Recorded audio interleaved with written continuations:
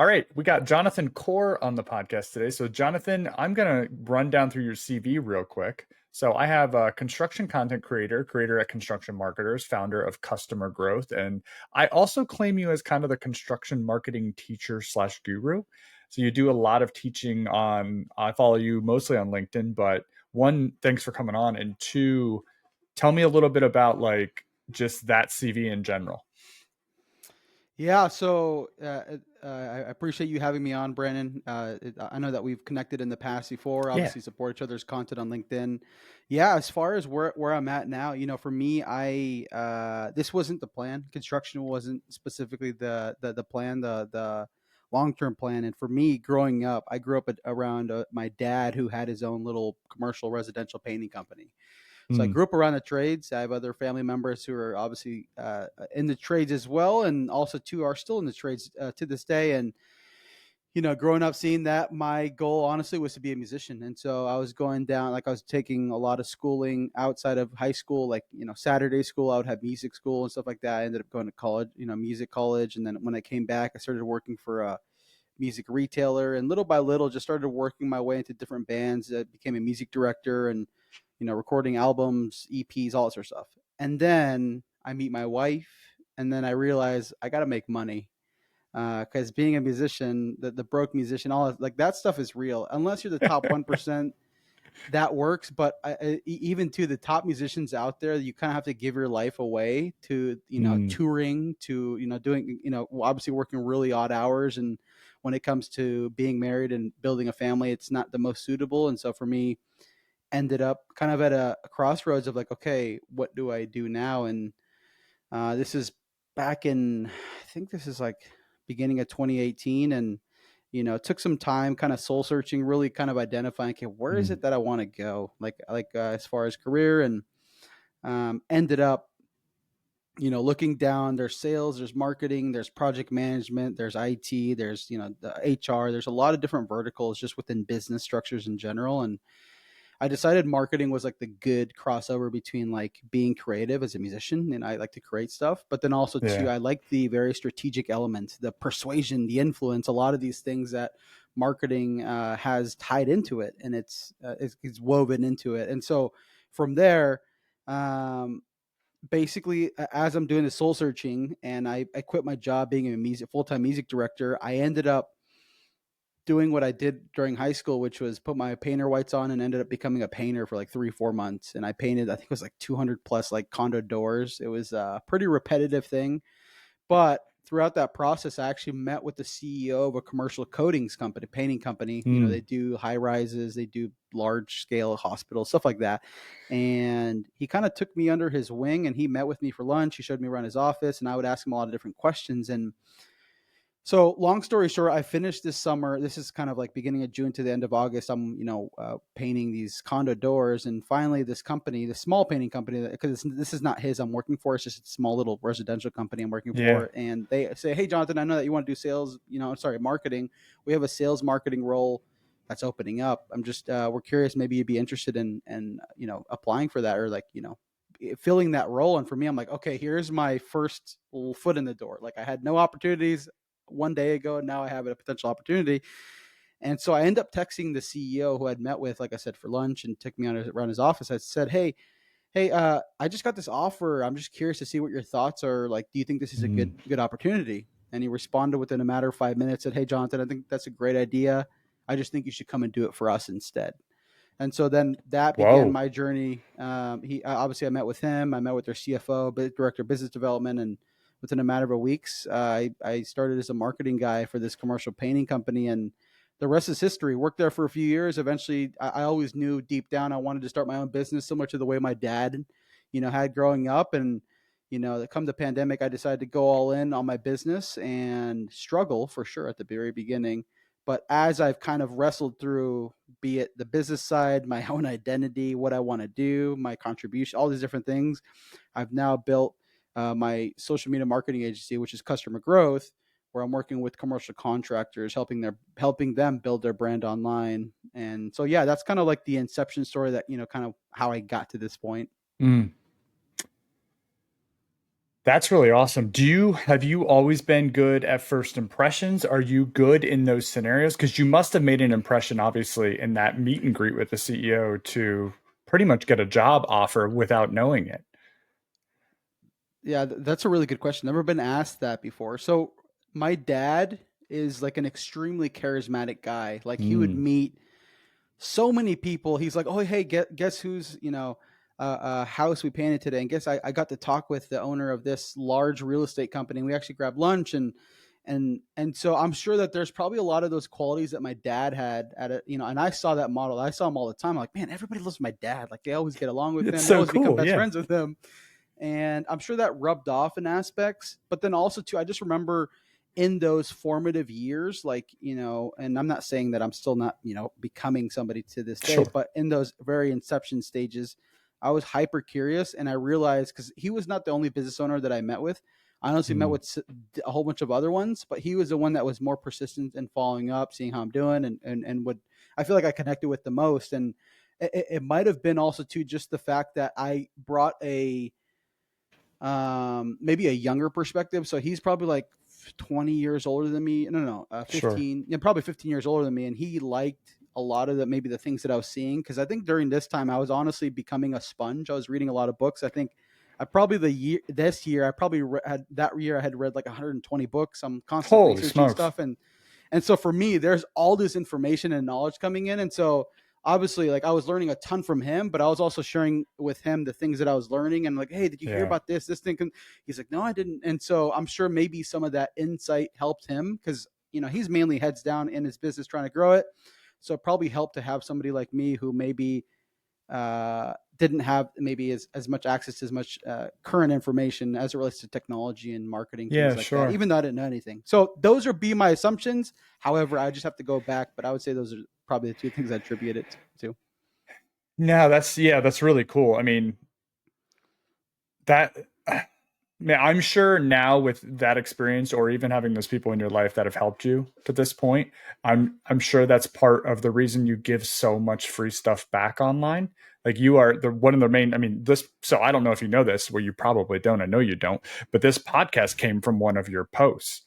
And actually, the person I was Wow. talking to yesterday, because you put, I don't remember the exact post, but you said if you're a CEO in construction and you want to reach more employees or reach your own employees or reach more customers, you should start a podcast. And I said, well, that's interesting.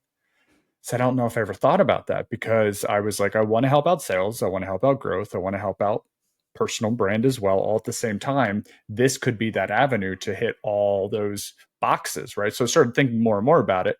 And then met with a couple people on podcasting and understanding what that is. And that really started the ball rolling for me. And what I didn't realize is in the middle of this, that my real why was like, I'm not a huge reader, but I make myself read. I have two book clubs at work because I know it's important. But this is also like reading to me, getting to talk to really smart, Mm.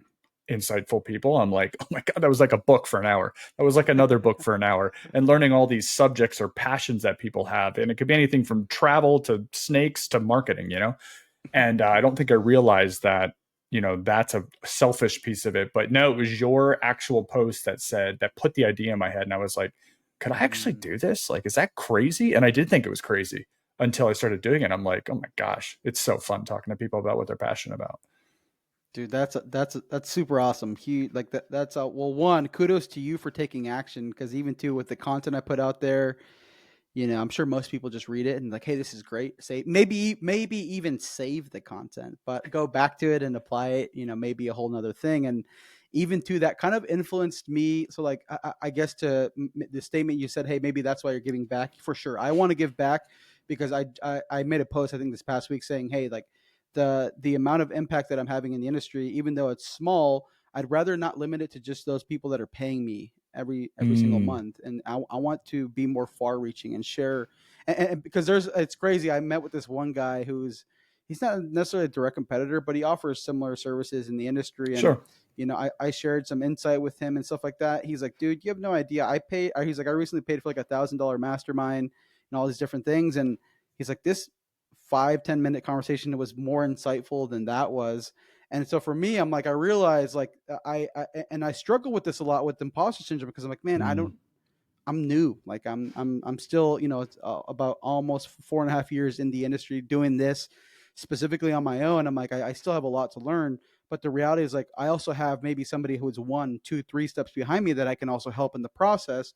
And as I talk to more and more contractors, I realize I can probably actually help a ton of contractors because most of them aren't posting on social media. And so for me, like, part of this whole like process to just share my knowledge honestly has been great because I realize I'm like, oh, I actually have something to offer. I actually know something. And I struggled with that initially because I'm like, okay, I'm just a new guy in the industry. Even though I was a marketing guy in commercial construction, like I had no established relationships because I wasn't a business development guy or networking guy. I was the Yeah. guy behind the screen in the office, doing all the marketing functions for the company. But now I'm having to go out there and make a name for myself. And I'm like, it's awesome to see the impact that it's had and not necessarily having to charge for it in the process, readily on LinkedIn. Yeah. No, I think that struggle of realizing that all of your tiny thoughts are actually content is probably one of the hardest hurdles to get over to start being consistent. You just posted, I think today or the other day, you had I saw 1% all over your post, right? Like the 1% of the 1% of the one, you like went down Yep. multiple times. Yep. And it's about the consistency. And a lot of people, when I hear them say, I don't have anything to post about, and you don't realize that all these tiny thoughts during the day, if you start collecting them or writing them down or scheduling future posts out when you have those thoughts, that solves your problem in the moment. But Yep. everybody has imposter syndrome and thinks, I'm not that interesting. I don't know what other people know. And that's not true. Everybody has their own perspective. Yep. Yeah, for sure. And I think that's one of the biggest things I admire from construction executives such as yourself and other guys in the industry is willingness to put yourself out there, not just the Mm, company brand. I think that's kind of level one is like, okay, let's begin building the social media profile, online reputation. Great, but how do we take a level deeper and have the executive not only like just talk about the projects they're doing, but talk about their insights in as a leader, leading a team of people, maybe the struggles you deal with, and maybe things that keep you up mm, at night, or maybe arguments that you have with your clients or your team members or vendors or whoever it is. I think the reality is like I'm starting to see anytime a construction executive posts content like that's real and raw, I see the industry lean in, and that's why a lot of these posts end up popping off, getting good engagement and feedback. And it's interesting because I've talked to a lot of the executives that I work with who don't want to put themselves out there, but are like, hey, like this, like they see I interact with them or they interact with me and stuff like that. They're like, that's super awesome. And like, you can do this as well. And because like the reality is like I gave one of my clients this like kind of framework because I didn't have a framework before for personal branding, but I said, hey, if at the end of each day, each work day, you're obviously on different projects, talking to different people, all that sort of stuff. If you were to write a list of the things that got you the most excited or pissed you mm. off the most, you have ideas and prompts for future posts as a construction executive. And so for me, I think that the industry craves not only more construction brands to like share their story, their why, their people, projects, purpose, all that sort of stuff, but they also want to take it a level deeper and see the human side, especially the leader at the top. Yeah. Yeah, that's really good. I think it is scary. It was scary for me for a long time. And I think my YouTube stuff helped me get out of that. I was even afraid to connect those two worlds, right? My LinkedIn Mm. world and my real job world was never really connected to my creator world because whether I was, I don't know, embarrassed or whatever, I don't know what it was. And then I finally got through that. But it takes a little bit sometimes to work through some of that. That's interesting. Yeah, for sure. And I know that this is your podcast, Brandon, and I want to respect that. But I No, think you're this is good. a it's a very unique position I'm in, and we've talked about this offline. But Yeah. like you have a very different perspective and like even style. And I know that like you really lean on the whole stay weird, like that Yeah. whole mantra and stuff like that. Like you're definitely like adding a whole new perspective to the construction industry. So I'm curious, maybe this is a series of questions, but the first one is what has been the feedback you've gotten from either employees, customers, industry connections, or not people maybe in the industry about you posting, be it content directly about construction and being a leader there, and even the creator side that you have on YouTube? Just what has been the feedback in your experience that from that standpoint? Uh From customers, probably not so much. I mean, I've had some conversations probably maybe adjacent to that or around that, or people, I notice some people will be reacting or following or whatever. It may not be a direct like, hey, saw this was awesome, or really into this, but I have had some people say, hey, listen to the podcast, like it's really cool, blah blah blah. I have had customers say though, like we really enjoy when you're a part of the process, right? Because whether I have a different view on something or I'm bringing something different, so I've had that experience in the past. I would say employees is probably the most interesting one, because especially when you have employees in a format like this, where you can talk long form about something they're really passionate about, they will go, hey, I didn't know this person was really into that. That's really cool. Or I didn't know this side of this person, or holy smokes, like I've never seen them light up like that at work. Like you got them to talk about whatever it was, right? So that's been a really cool endeavor, kind of walking down an employee's passion project with them at home or outside of work. That's something they're really into.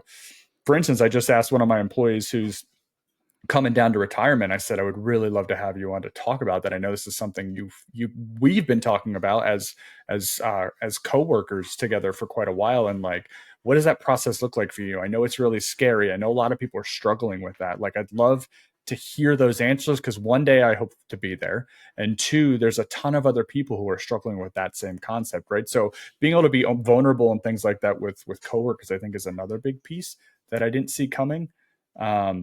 Just really, I don't know, getting to know people on a whole different level in this type of format, or just consistently putting out the type of person I am. Most of it's around authenticity. They just say, thank you for being the strangest person on the planet sometimes. So yeah, that's what I've gotten so far. Yeah, that's super awesome. And there's I'm sure you probably have seen his content, Herb Sargent. He's a guy out of Maine, and he has Sargent. It's his. I don't think it's an ESOP, so I don't know what that structure necessarily would be. Sure. But anyways, they have an internal podcast, and they literally just talk about internal things. It's open to the public; anybody can listen to it. But it's just been incredible to see more of the kind of reinforcing, where the company's at, where you're headed, and even getting to know your leaders more. Because especially too, when like when you have like the office and you have the field, like sometimes there is a little bit of like, can I relate to this? Is this? Yes. Yeah. The reality is, yes, the person in the field is a human, and the person in the office is a human. That's what unites us. That's what allows for us to connect.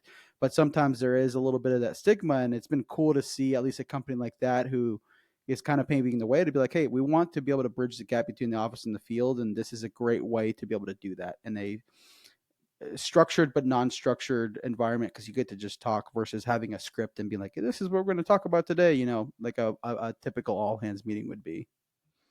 Yeah, the other thing I did see is I've seen other employees start leaning into LinkedIn for themselves. I have a specific department lead for one of our welding kind of cells, and really start leaning into that and watching the consistency of maybe some of the stuff I'm doing, or posting some of his own, asking me questions like, hey, what would you post about? How often? That, like, just being curious, because seeing engaging with my stuff, or, I love when I have employees and we can go back and forth live on LinkedIn, right? So people can see like, this is the kind of thing we're doing, and just encouraging people to show your skill set, show your personal brand. It's doesn't have to be just about the company, not being afraid of that. But I think the hardest part for people is the hurdle of putting yourself out there and getting over that scared hurdle. Have you seen anything from the competitor standpoint, or heard anything from that standpoint, or no? Not too much, but I don't pay attention too much to that. I don't know if I should or should not more. It's interesting you asked that, but no, I don't.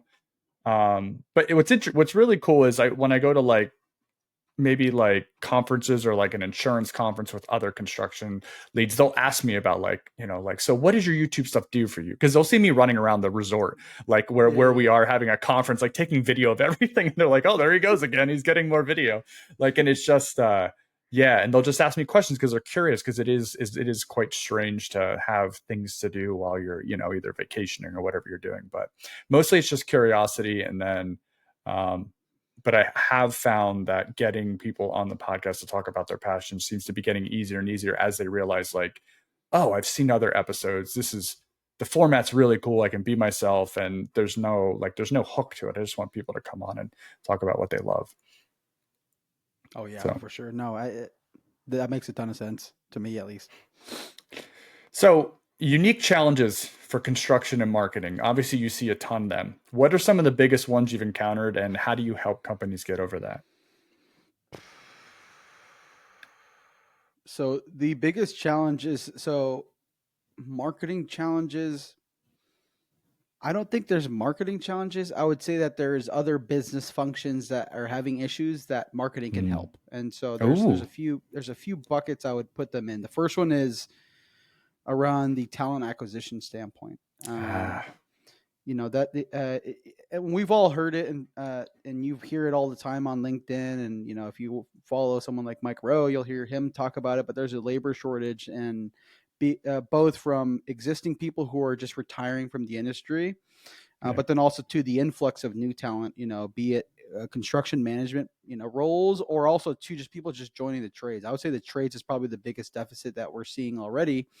Mm. And you know, from a marketing function, to go back to what I was saying earlier, is like I would never do marketing just to do marketing. The goal is we always want to tie this back to a business objective. And I know that the people side is a big thing, be it you're trying to find a project manager, superintendent, or you know, roles like that, or even two trades workers within within your company. I think that building a brand, be it through social media or website, I'm a huge fan of social media because that's what we all spend time on, and we're scrolling. That's a proactive way to get in front of them versus what I've seen is I'm for having a great website, great, but people don't casually spend time on another company's website like that. They don't do Yeah. that every day, whereas Brilliant. they spend time on social media. And um, so from that standpoint, I would say it definitely helps solve the people issue. However, I've made posts about this because although I'm a social media guy, you know, and of course I'm going to be beating my drum, be like social media.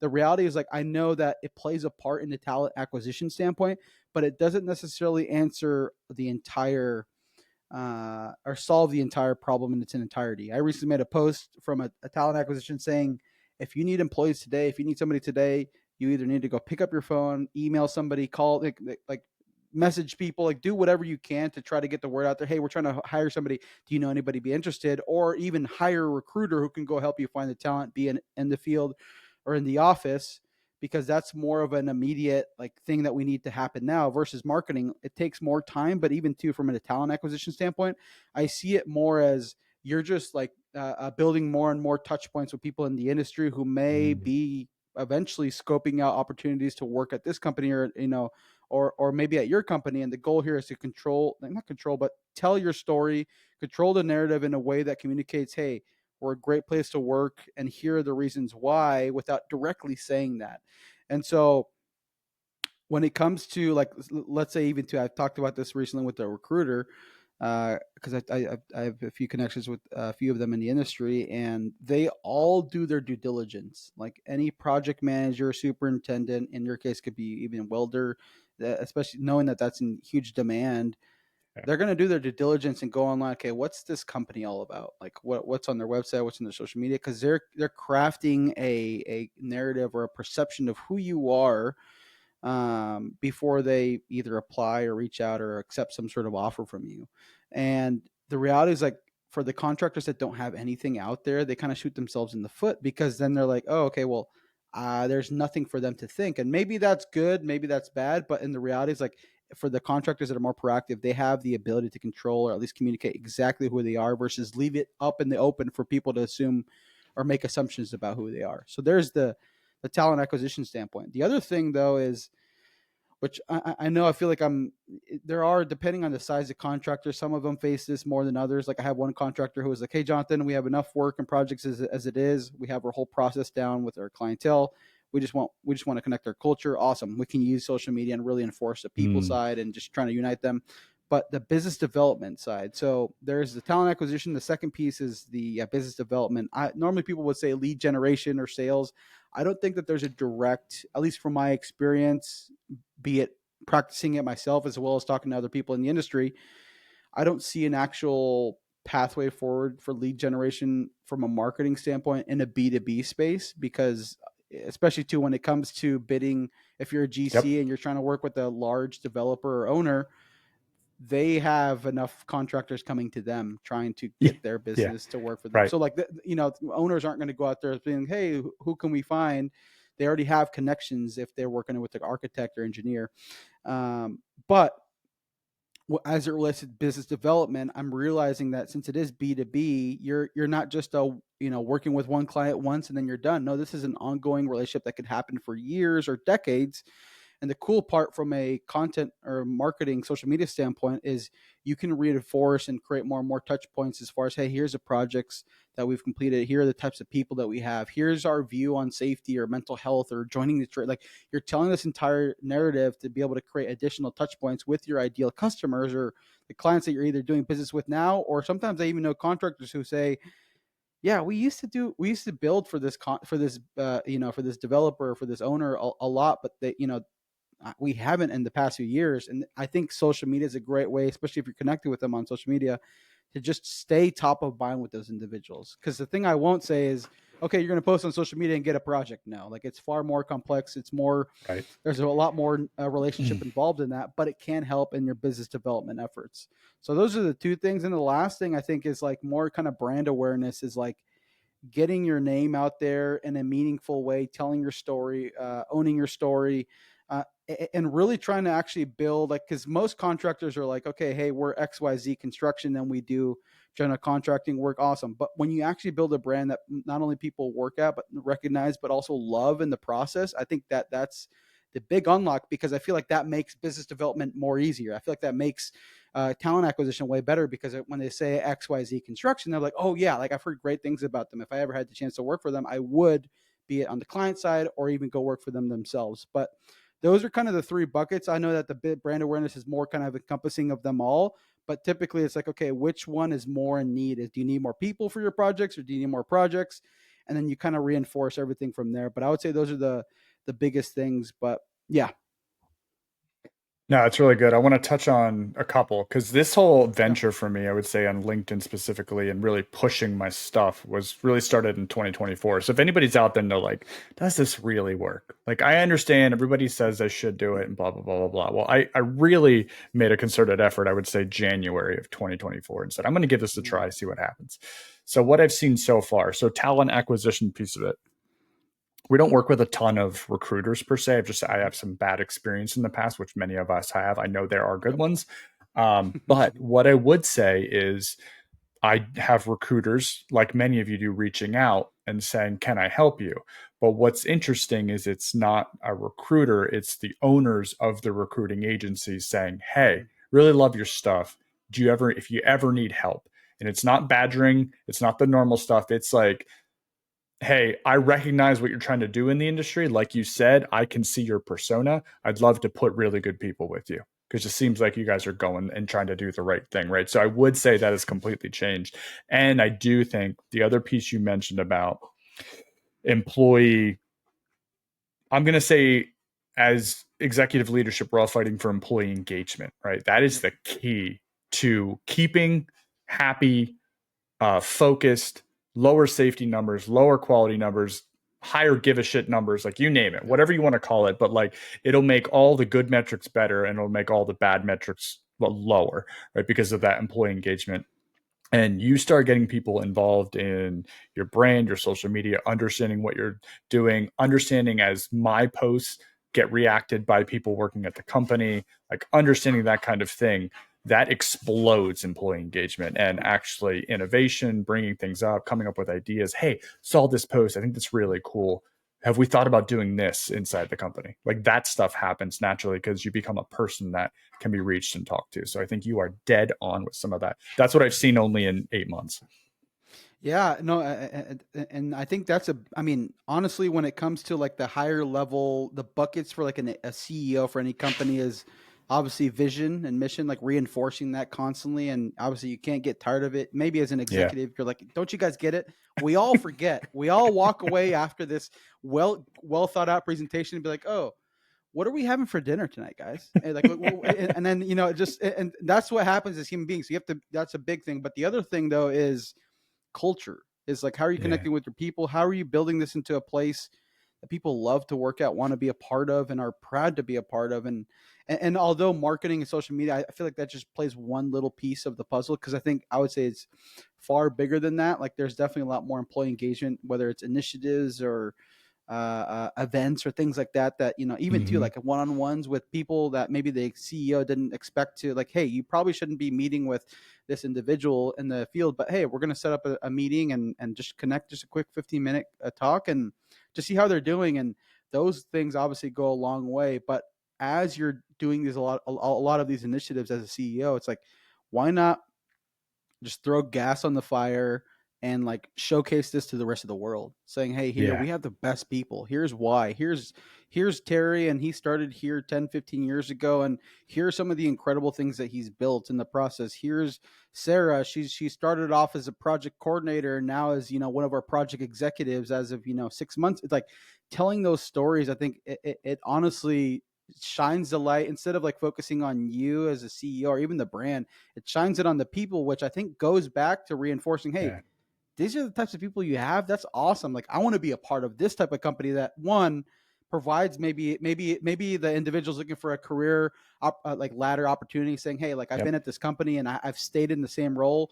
And I understand some people just want to stay there, and that's cool. But like, for those individuals that are interested, saying, hey, Sarah started as a project coordinator, now as a project executive in the matter of like a decade or something like that. That's all. Like, I want to be able to be in her shoes at some point, and just telling those stories, I think, overall help any contractor. But like I said, from a marketing standpoint, I won't say it's the end all be all, but knowing that how far reaching and the bigger influence that you can have, and even to putting the spotlight on your employees, I think just brings the overall team together and just strengthens the brand in the long run.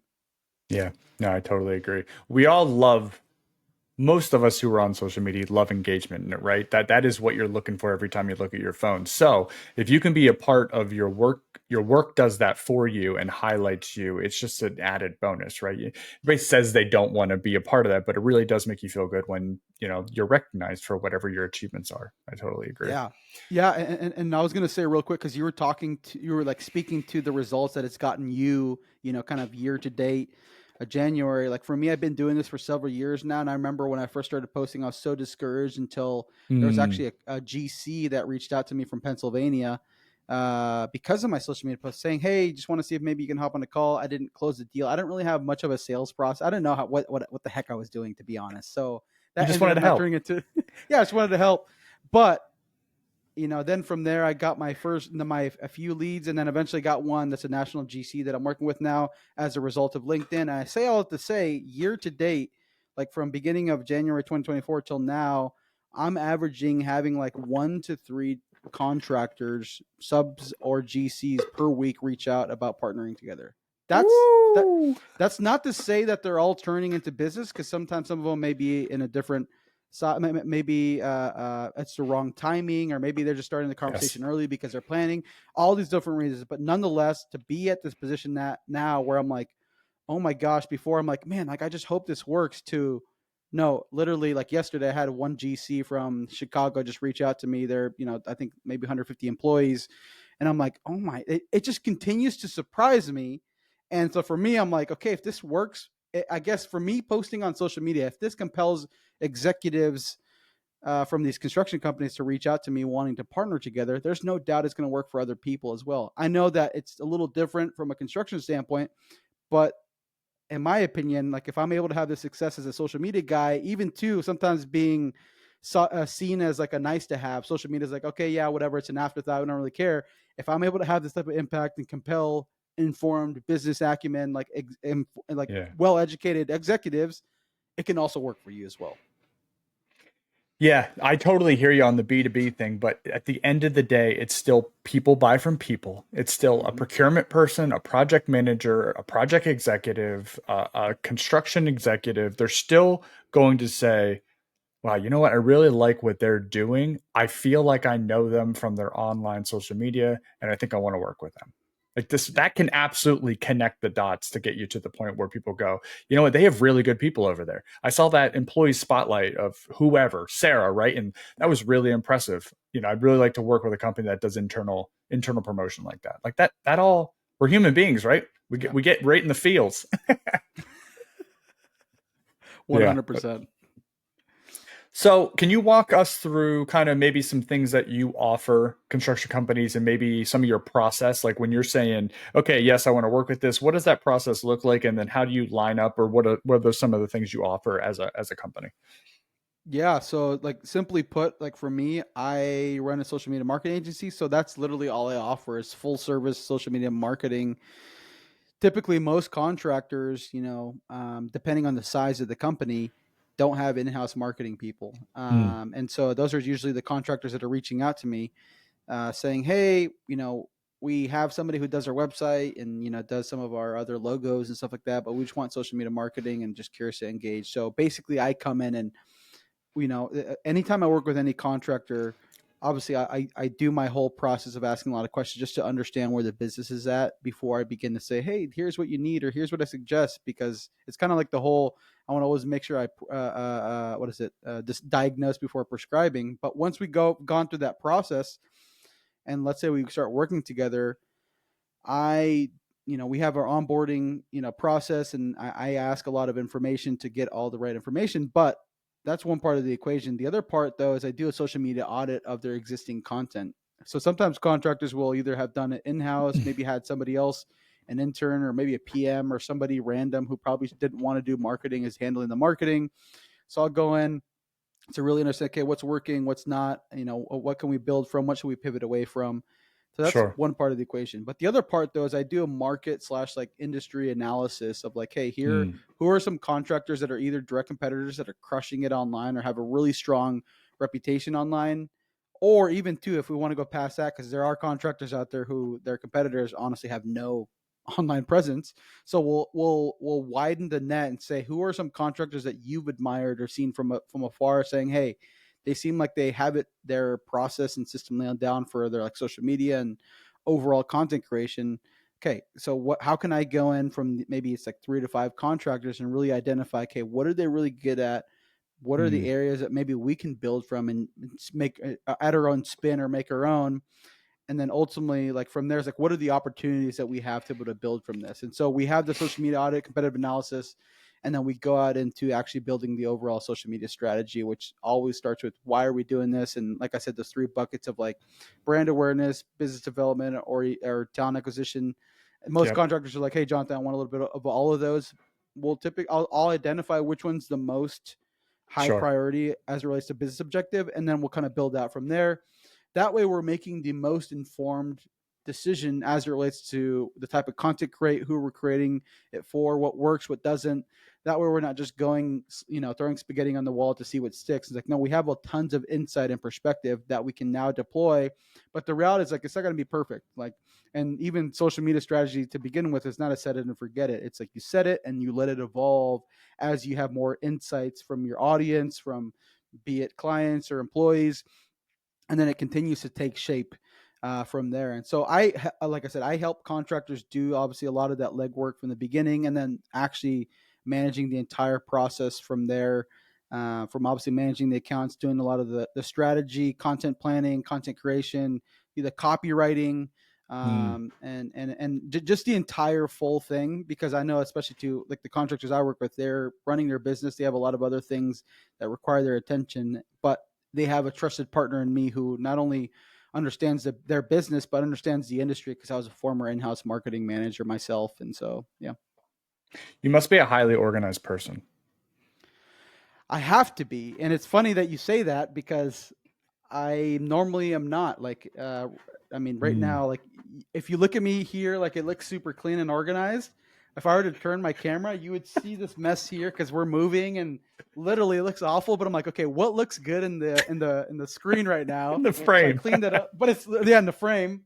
But literally, I have like a mixer down here. I have my like pedal board for my guitar, my camera, like it's all over. And so I say all that I have to be organized because I'm a solo guy right now. I have an editor, but I realize that systems and processes make me more efficient. Like Mm, it increases my output versus constantly having to do the same thing over and over again. And so from the beginning of my business, I'm like, if I want to be successful, which for me in this case of success is like be able to do more with less, then I have to yeah. create the right infrastructure and process in my business. And so luckily now, especially too with the amount of people reaching out to want to work together, I've really dialed in from the moment they reach out to the moment they decide to move on. I have every little detail accounted for, and it's honestly saved me a ton of time and pressure that I honestly had when I first started and was just fumbling Mm, all the time. yeah. So you've locked in your process. You got probably some SOPs. How much does AI play into your efficiency? I'm assuming a lot because it should. So AI, not too much right Okay. now. So I do leverage Chat GPT for a lot of like brainstorming stuff like Yep. that, and Brilliant. saying like, hey, if I want, like if I want to make a sentence or something like that a little bit better or crisp or more punchy, then I'll do that. But honestly, a lot of it, like especially too, like I honestly feel like my strength when it comes to marketing is copywriting, is being able to Totally agree. be it tell a story or educate and all that sort of stuff. And so I know that at the end of the day, that's ultimately what a lot of my clients, especially them seeing my content, that's what they want. And they want that Yeah. type of clarity and process. But I do leverage things like AI for like, like I said, brainstorming, trying to make things better. Even though I have an editor, I'm like, hey, like edit this, what can I improve from this? And I'll do that sort of stuff. But then other than that, it's more just other software that I'm using that just automate things and stuff like that. But my businesses, I would say now is very simple and easy to understand. Like I'm not going to say it's plug and play because the creativity side is probably the hardest part. It's like, okay, Sure. you have this client, you have this topic. What unique angle are you going to talk about? Because it's easy to just be like, okay, yeah, we did this project, but like, I'm always looking for the hook. I'm always like, okay, so I have this topic and I need to figure out a way to get in that actually like can maybe create an emotional response. And once I have it, I'm Yeah. like, boom, then I have that idea, and then that's where the whole post begins to come from. So yeah. Yeah. You have a really amazing ability to take a very long post and make it seem like it's not overwhelming. Like when I hit the read more, even though Jonathan Core's posts usually can be like, I love how you put something very punchy and very concise in the picture, and then you even posted about this. You said if you're going to do video or you're going to do a post like that, put the video in, put the picture in, but then explain like in the meat of your post, right? So you're reiterating for people who don't want to watch the video, they can get the same Mhm. content through reading or writing.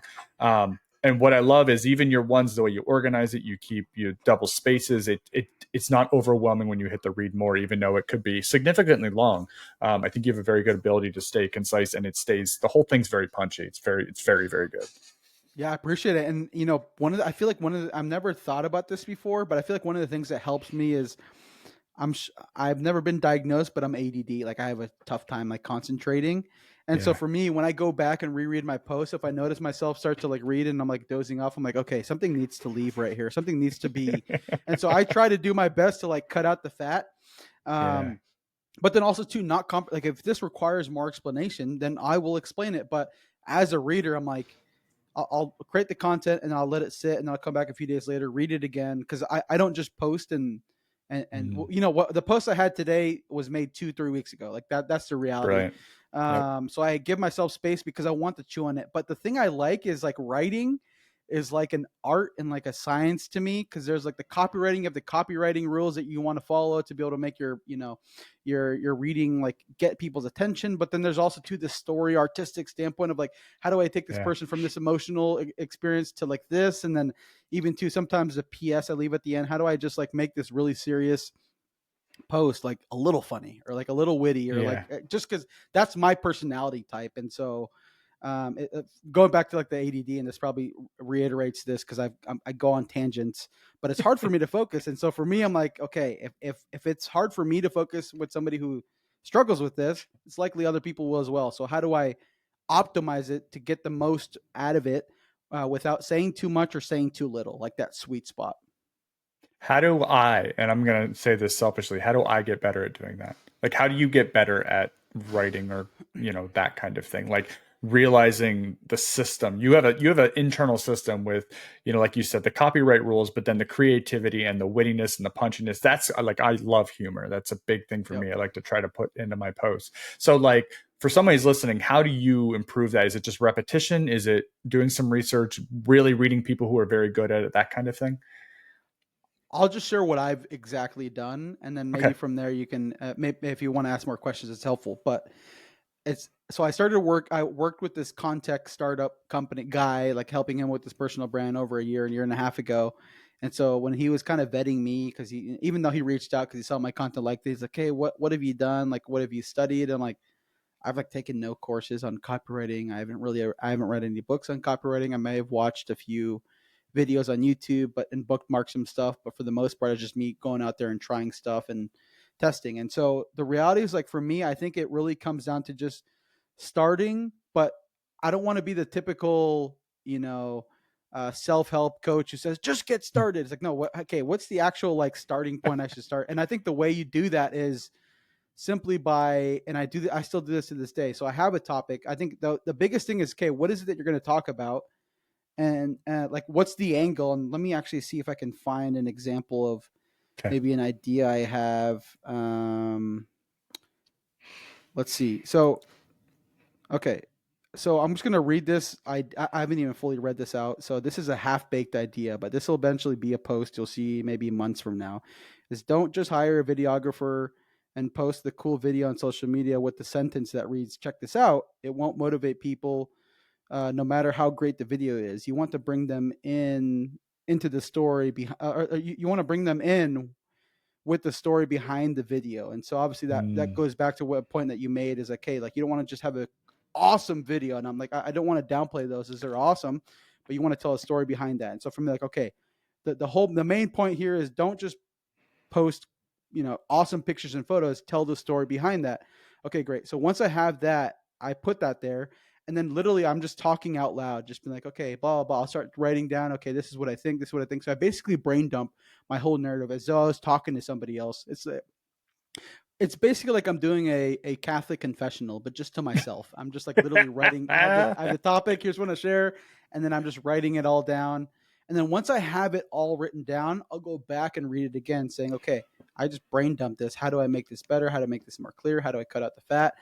And how do I even rearrange things? Because I'm this information is should be brought up earlier because it references mm, this. And so I think it honestly just comes down to just like having your point of view, your opinion. I think that's always the most important, because you can have the best writing and copywriting, but if the story or point of view or a thing isn't compelling, the rest of it won't work. And so that's always the biggest thing, is what's your topic or opinion.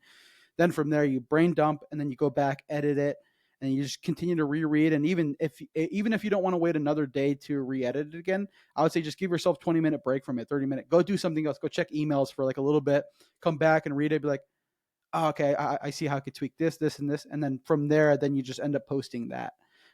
That's how I would start. And then even to giving the tip as far as like what I mentioned earlier of like, if you like at the end of each day, and for me, I actually do it at the end of each week, I do a lessons learned. But in this case, for other people, it could be what was one thing that pissed you off this week? What's one thing that got you really excited this week? And what's one opinion that you have on the industry or something specific as it relates to what you're doing? And then use those in the future as future prompts for you to actually begin writing content about. Because the reality is, like, I think it's funny because a lot of people overthink personal branding content or copywriting, but the reality is, like, we're all really opinionated individuals. Like, whether you want to accept it or not, like, you can go to a restaurant and have a million opinions about that. Go to work, have a million opinions. Like, but it's like, okay, how do I actually begin to take some of those opinions, especially if they have good substance to them, and begin to flesh out why I believe that? And that's why, mm. for me, even if like an executive, construction executive, or any executive in general never posted on their own personal brand or are trying to build that, I think the simple fact of writing out your thoughts and ideas actually makes you a better communicator, makes like a lot of maybe the brain fog a lot less foggy, and brings more clarity. And I've noticed that even for myself, within copywriting myself, like sometimes I'll write my own thoughts and ideas that have nothing to do with construction or my business, but it has to do with my family or all these other things. Like I'm just like, man, I'm wrestling with this. And as I write and just kind of let my mind just download onto this paper, I'm like, wow, I have one, I feel good. I have weight off my shoulders, but also two, like I've also like put down a lot of my ideas onto paper. Now, how do I make it make sense? And so I just think the simple act of having a good idea, brain dumping all of it, even if it's sloppy and maybe doesn't make sense, you're just writing it down and then going back to trim, add, subtract, edit, rearrange to add more clarity. I think from there you have a good starting point. But the last thing I will say, which you already reiterated, is it's the reps. Like for me, I've written thousands of social media posts. And so through the simple repetition, I know exactly like what would maybe take somebody an hour may take me 5 or 10, 15 minutes now, because I just know once I got the idea, once I have the starting point, I just download right away and I have it all down to a T. But I think just a simple act of just writing more and more helps you become a better writer. But that's the structure I would suggest, at least at this point.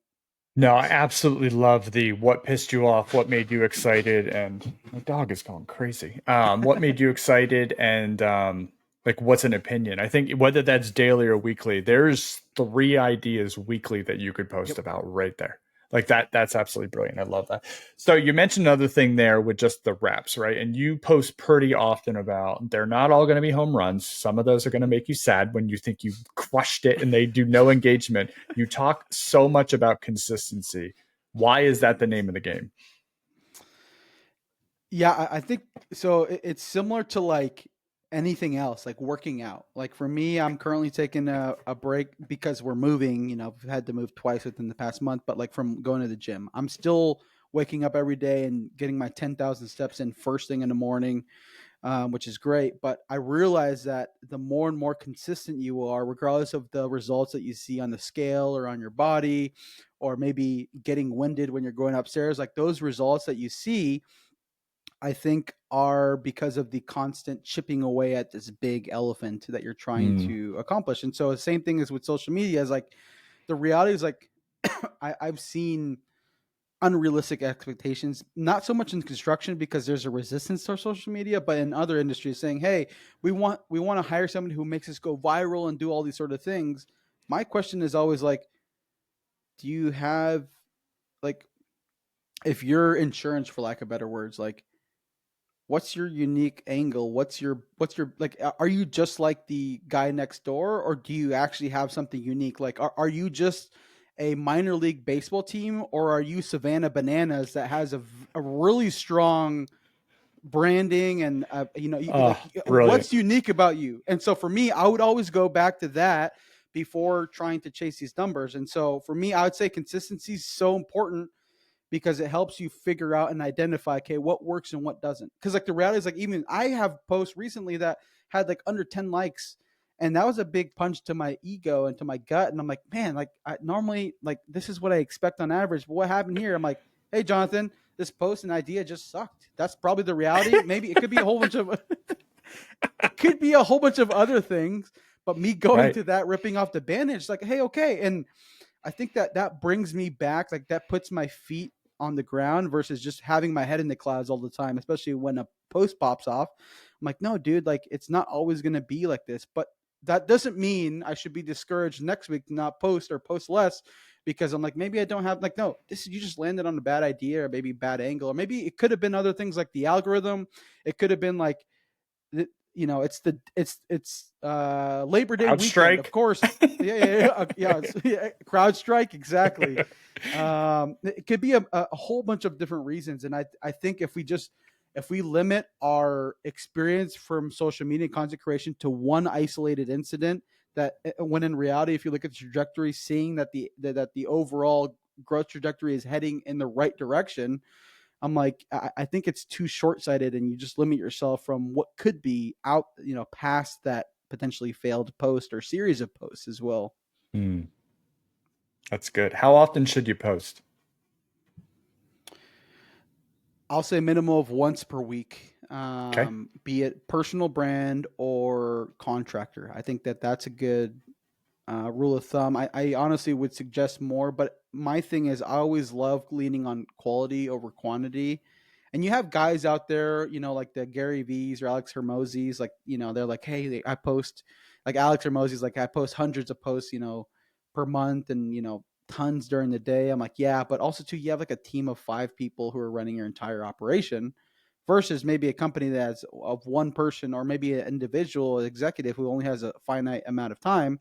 I would suggest just once per week, and then if you can scale there without compromising quality, and even better, improve or build on what you're doing, then do more. But I would say one post per week is great, and then just gauge it from there. And sometimes inspiration may hit you and you want to post more, great.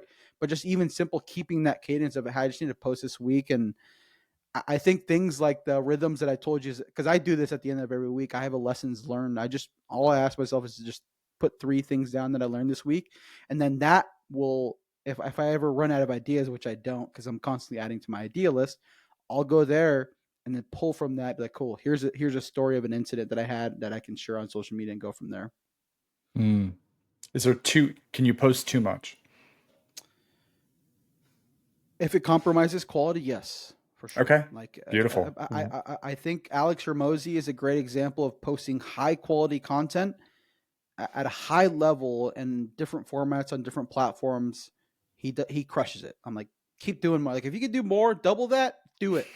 But I think once you start noticing yourself and your audience starts noticing, hey, like Jonathan, you're kind of posting half baked, or like you're just posting one, like you're just promoting this, like you're just like, it seems as though people are picking up on you're just doing this just to do this. That's where I'm like, okay, that you probably should scale back or figure out, or maybe take a pause, or I don't know exactly what to suggest at that point. But that's not the goal, is just to be like, hey, check this box. Like, no, how do you make an actual thoughtful, well thought out post? And that's why I think just the benchmark of once per week is doable, because if you take 30 minutes to an hour for one post per week, super thought out, interesting story, interesting opinion, unique vantage point, I think that that's doable for anybody, especially when you're, most people are like logging off or checking out on Friday afternoon. It's like, cool, it's 3 p.m. People are winding down. This is the perfect time for me to sit down and just write one post and then have it ready for this next week. So Yeah. When's the best time to post? it all depends per platform. So I did a study on this a few months ago when I was doing construction marketers fully. So with LinkedIn, it's typically like so I'm Pacific Standard Time, so I'll say it for my time zone, but like kind of like the 6 to 9, maybe 10 a.m. slot. So maybe for you guys, it'd be, what is it, 9 a.m. to noon or something like that. Like that's a good time. But honestly, if you're typically, a good rule of thumb I suggest for LinkedIn is like, before people log in, for the office, like, before they clock in or, whatever, come to the office. Cause typically you'll check your phone right before you go to work. Okay, I got to get heads down. And then also too, you'll check out lunch again. So those are typically 2 good times.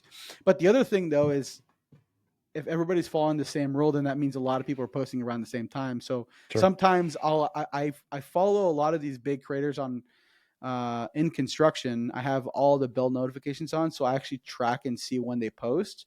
And then for me, if I notice it's really populated, I'm like, okay, I'll push it back a little bit, or You'll catch a tweak or pocket. adjust.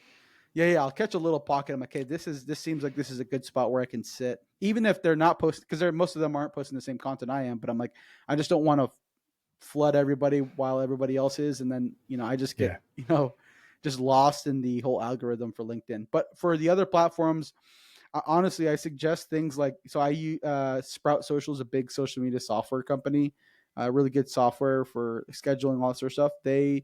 And the Hootsuite also does this as well. They put out reports saying, hey, here are the best times to post and when.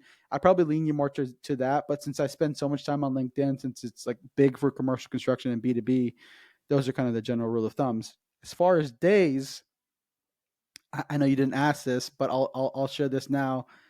Friday is the worst day to post on LinkedIn. I've tested it and I still post on Fridays, but if for those that maybe kind of follow or pick up on what I post, I typically am more broad, either from a meme standpoint or maybe something more that's more far reaching outside of social media, like social media specifically, just talking about the industry. I'll typically post it on that day because I'm like, I know it's going to have less engagement, but when it does get engagement, it definitely can compound. But Fridays are the worst day. I would say the best days to post are typically Tuesday, Wednesday, Wednesday, Thursday, and Saturday.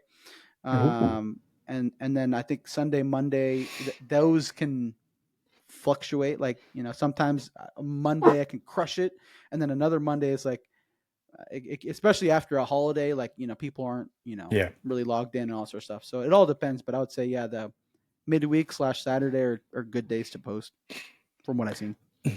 Do you see any major evolutions in construction marketing in the next couple of years? Do you see anything ever, like any changes coming? Do I see any changes coming to construction marketing? I think the idea, and I'm sure you probably have your own perspective and unique perspective on this. I think the idea of a construction influencer, construction creator is really interesting to me. And you and I actually, you pointed, and started following these guys, the sod recycling. Yeah.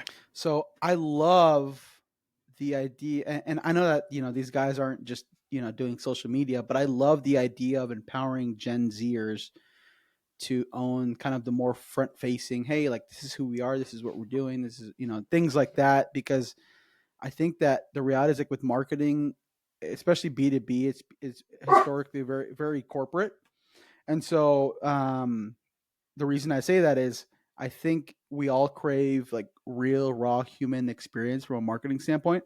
And I feel like the influencer slash like kind of maybe ambassador, whoever that would be Mm, within the company, is the next move. In my opinion, that makes a lot of sense, because I think naturally we're drawn to people content. Like, I don't go on YouTube because I scroll shorts a lot. I'm like, if it's doesn't have a person talking or interacting or something like that, I'll scroll past it. Unless it's a meme or maybe a dog or sure. a cat video, whatever, I'll watch it. But the reality is, like, we're, as human beings, we're really interested in other human beings. And so I think if you can have a spokesperson who maybe isn't just only doing that, maybe they're PM, maybe they're, maybe they are marketing or maybe another role, but they're really, obviously they're young, but they also want to be in front of a camera. That's a great opportunity and avenue for them to do that. And so I definitely want to see more of that. I have seen contact startups start to do that. And I've posted about this for the past year, saying, hey, if you want to get in front of your ideal customers, start leveraging these content creators who are already creating content and associating them with your brand, because it helps out a ton. But I think for contractors specifically, if you identify who a potential, what we would call a spokesperson or a brand ambassador or influencer for your company, that could, I think, open up a tons of opportunities, especially when it comes to relating to the younger generations. Yeah. Like, be like, oh wow, this is what this, I connect with this individual because they're roughly around my age. It seems like this is a fun place to work. I want to go check it out. And I feel like that honestly could be a huge recruitment strategy, Mm. and even a retention strategy as it relates to attracting and engaging and retaining the younger generation. Yeah, because you can see yourself in that company because you're looking Yep. at someone who's like you. Yeah, you're dead on. That's really good. Yeah, Sod does that amazing. I'm really good friends with Dan Sod, and that whole endeavor like just pushes me to try to push more of our people into that space as well. So that's brilliant. Um, Looking ahead, what are some goals for customer growth, construction marketers? Like, what do you have on the docket? What are you excited about? So here's the crazy part for that I'll answer to construction marketers. So I started it in September of last year. Was creating regular YouTube videos, then eventually like was getting burnt out a lot, and then decided to go to Mm. podcasting standpoint. Is doing that. Created a solo episode, which is basically me how I burnt out, and then I'm like, okay, here are things I'm tweaking. Basically, I stopped construction marketers in May, like I think it may be end of May, and with the exception or with the understanding that I may pick this up and begin doing it again, or I may never touch it again. I think Yeah. for me that was more of a passion project, is to, Hold because on. one of the things. Hold on. It's like, You're let me good. let him out. He's gonna bark all day. Oh, Come you're good. on. He's like, Dad, let me out of this room or lose me forever. All right, you're good. Sorry. No, you're good. So yeah, with construction marketers, it was mainly like, can I actually build a brand that people recognize, like, and just enjoy the content? And over, I think it was an 8-9 month period, I'm like, oh wow, it works. Like, it definitely does, and I see the pathway for it. I kind of wanted to prove it to myself because I'm doing it for my personal brand and I'm doing it for other contractors. But I'm like, hey, if I create this whole other thing, could it work? And it can. It's just obviously I did get burnt out, and it was a lot. Like, there was clients, all this sort of stuff, and so Mm. I decided to give myself that I may pick this up and I can just pick up where I left off. Like, I have subscribers, followers, all this. People recognize me from that. Great. Or I may never touch it again. So that's the truth and reality with construction marketers. For customer growth, I want to continue to grow it, but I it's crazy because, like, I was just talking with this other business owner a few hours ago today. I said my goal isn't like growth at all costs, or like I want to grow into this huge thing. I think for me, I want to be able to do meaningful work to for and with contractors who value, you know, maybe similar things that I do around like Mm. branding, building, you know, influencing people positively through social media, things like that, and not need to be like, hey, I need to just take on any client because growth at all costs is the plan. And so I'm like, I'd rather grow slow, but actually, you know, have a handful of clients that I work with who I love working with. And that's the reality right now. So I'm like, okay, how do I continue to build this? I know eventually I may need to hire coordinator, maybe operations person, all that sort of stuff. Because those are the things that I don't like doing, but I do them because you have to do it. So eventually, you know, growing from there. But I think the biggest thing for me is, yeah, just sustaining the people that I have from there, and then maybe down the line, do some more speaking opportunities, you know, be it Yeah. conferences related to construction marketing or industry conferences for like AGC or all these other, like, I'm connecting with a lot more and more people. And for me, I'm like, I want to help the industry at large, whether you do business with me or not. And so for me to have the feedback and response that I do to my content, I'm like, okay, there's definitely a few things that resonate here with executives, with other people Mm. within the company, marketing people. And so I'm like, how do I curate, you know, this content and share this knowledge with people openly? So Yeah, that's really good. I would say you're definitely already helping the industry as a whole, as a large. I know we've connected in the past, and then I really pick up on a lot of the stuff you put out, which I really appreciate, is deep and meaningful, but simplistic in understanding. Like you don't try to go over the top or over people's heads. It's like, here's the application, these are the guidelines, this is why you should do it, and these are the results you should be looking for. So I yep. think and spreading that for free, that's what a lot of people are afraid of, right? You should have to pay for everything, and you don't do that, right? It's a general, I'm trying to help as many people as possible, and clients will come on the backside of that. So I really appreciate just one, giving all that free knowledge out of what you have in your head and what's working. So it's really beneficial for me. I know that. Yeah, and I even know from my own story and experience, like, you know, this executive specifically who gave me a shot, I'm like, I'm super thankful for that, and I do want to pay it forward. And honestly, sometimes that's kind of bitten me in the butt. Like during that burnout season, I was saying yes to a lot of networking calls, like with people, Yeah. be it in project management or, you know, other people in the industry. Like I was taking on because I'm like, I want to help, but I realized I was helping everybody else at the expense of my own self, and I'm like, Mm, okay, this is not sustainable. And so I'm like, so all when people say, hey, like would love, because people still reach out and ask that, and I appreciate it, but and I never want to be like sound like a pretentious asshole and saying, oh, I don't have time. But the reality is, like, for me, I'm like, hey, if you have a specific question, like feel free to ask it in the comments or even message me here. If I can, I'll answer it. But if not, no, I'm not trying to ignore you. I just have a whole bunch of other things on my plate. But the best way to engage with me typically is on my content, because, you know, I'm sharing, you know, insight there. But if you have more questions or things like that, you can ask it there. And there are examples of people who ask me questions, and I'll engage and give some yeah. feedback. But I'm just trying to make an impact without, like, you know, burning the candle on both ends. So No, well, I mean that leads right perfectly. Well, thank you for taking this hour. Like, because I know you probably have. That's such a good point, and I don't think I wrap my head around that. You probably have tons of people because you have such a wide net and lots of engagement. People asking for your expertise, and so doing this for an hour, coming on here to even wanting to do this, and I know you got a lot going on in your personal life. So thank you so much for carving this out and for what you've been through in the last couple of months. Sorry about all of that. That really sucks with having to move twice. That's awful. Um, so yeah, just spreading that insight, man. It is. I just want you to know that I think there's a lot of people that are following what you're doing and really learning how to navigate what this looks like. I wouldn't have taken this January step or this podcast step without really taking a lot of inspiration and knowledge from what you're posting. So it makes a big deal.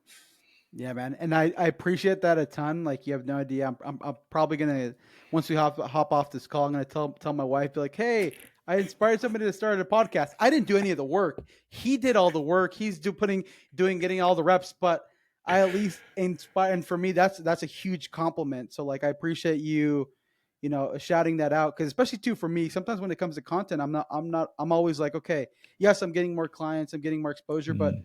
am I actually like impacting people who, you know, like past that those specific buckets of people? And I'm like, so this insight is super encouraging me, and I feel like it just gives me more fuel to be able to continue to push forward and find more and more ways to help. And the reality is, with the construction marketers piece, like I honestly do want to create more short form video content. I just need to figure out a way that's like sustainable and like similar to the Yeah. way I'm suggesting contractors, hey, post once per week, but make it like doable, have a starting point. Like I'm going to do the same thing because I don't want to just start some video content and then just like dwindle off. I want to be Yeah. consistent about it. And so you'll definitely be seeing more of that, but I appreciate you having me on. Obviously this is our, second time connecting virtually, but yeah, hopefully down the line, maybe if I'm ever in Pennsylvania, I'd love to kick it and check out, SWF and see what you guys are doing. Yeah, man. Well, once again, I want to certainly give you the platform. I know we kind of talked about both your ventures here at the end, but is there anything specifically? Where can people find you? Where can people get a hold of you? How can people work with you? Yeah, so the best place can be on LinkedIn. That's where I post. Used to be 7 days, every day, but now I post Monday through Saturday. I post tons of content there. Feel free to connect with me, follow me, ask questions there. If you're a contractor yourself, you can check out my website to learn more about how I'm helping contractors. You can also look on LinkedIn, but LinkedIn honestly is the best way to connect with me and see what I'm doing on a consistent basis. That's brilliant. Well, thank you, Jonathan Core, and that's COR on LinkedIn. So if you're looking for him, you definitely should. If you're not following him and if you are trying to start either your construction marketing or your personal brand, and you should be checking out his posts on the regular because there is absolute golden nuggets every single time. I mean, I don't know how you get so many good ones all the time, but I'm going to try this. What pisses me off, what inspired me, and what is my opinion? I think on a daily basis, that is going to give me a whole lot of juicy stuff. So that was really good. Thanks, dude. Can't wait to see it. And yeah, thanks for having me on. Thanks, dude.